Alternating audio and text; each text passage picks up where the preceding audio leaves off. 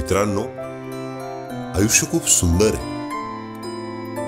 फक्त सुंदर आयुष्य मिळालं पाहिजे आणि ते सर्वांनाच मिळालं आहे. फक्त त्याचं सोनं आपल्याला करायचं आहे. आय नो, विषय भरकटतोय, पण महत्वाचं काय, माणसाने आपलं जीवन अगदी आनंदाने जगलं पाहिजे, अगदी आपल्या गण्यासारखं.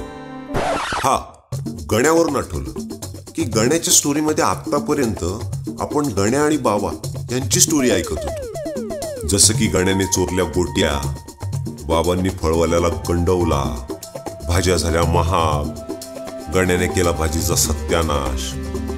या घटना आपल्या समोर दिसल्या. पण गण्याच्या आयुष्यात आता वेगळ्याच गोष्टी चालू आहेत.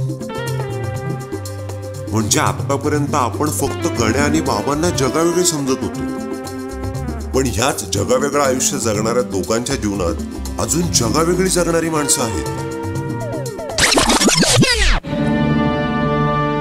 आता रंगणार गण्या आणि बाबाच्या आयुष्यात रंगीबिरंगी फुले, पाने, फांद्या. आता होणार महाप्रलय, अवखळ गण्याची रंगीन स्टोरी आणि अजब बाबाची गजब कहाणी.